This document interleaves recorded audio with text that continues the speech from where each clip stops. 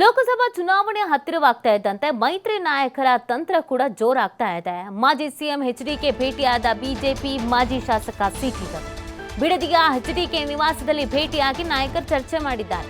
ಮುಂದಿನ ಲೋಕಸಭಾ ಚುನಾವಣೆಗೆ HDK city Ravi ರಣತಂತ್ರವನ್ನ ಹಿಡಿತಾ ಇದ್ದಾರೆ. ಸಂಕ್ರಾಂತಿ ಬಳಿಕ ಎಚ್ಡಿಕೆ ಬಿಜೆಪಿ ಹೈಕಮಾಂಡ್ ಭೇಟಿಯಾಗುವಂತ ಸಾಧ್ಯತೆ ಇದೆ. ಎಚ್ಡಿಕೆ ದೆಹಲಿಗೆ ತೆರಳುವ ಮುನ್ನವೇ ಚರ್ಚೆಯನ್ನ ನಡೆಸಿದ್ದಾರೆ ಸಿಟಿ ರವಿ ಅವರು.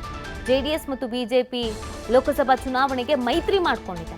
ಈ ನಿಟ್ಟಿನಲ್ಲಿ ಸೀಟು ಹಂಚಿಕೆಯ ವಿಚಾರ, ಹಾಗೇನೆ ಯಾವ ರೀತಿಯಾಗಿ ಕಾಂಗ್ರೆಸ್ ಅನ್ನ ಕಟ್ಟಿ ಹಾಕಬೇಕು, ಈಗೆಲ್ಲ ವಿಚಾರಗಳ ಬಗ್ಗೆ ತಂತ್ರಗಾರಿಕೆಯನ್ನ ಮಾಡ್ತಾ ಇದ್ದಾರೆ ಎರಡೂ ಪಕ್ಷದ ನಾಯಕರುಗಳು.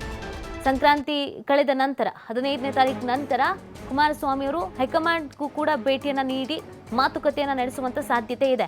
ಅಷ್ಟರ ಒಳಗಡೆನೆ ಸಿಟಿ ರವಿ ಅವರು ಮತ್ತು ಕುಮಾರಸ್ವಾಮಿ ಅವರು ಭೇಟಿಯಾಗಿ ಮಾತುಕತೆಯನ್ನ ನಡೆಸಿದ್ದಾರೆ.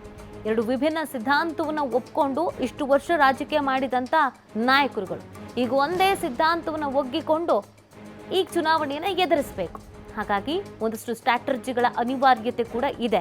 ಲೋಕಸಭಾ ಚುನಾವಣೆಯನ್ನು ಗೆಲ್ಲೇಬೇಕು ಅಂತ ಪಣ ತೊಟ್ಟಿದ್ದಾರೆ. ಆ ನಿಟ್ಟಿನಲ್ಲಿ ಮಾತುಕತೆಯನ್ನು ನಡೆಸಿದ್ದಾರೆ.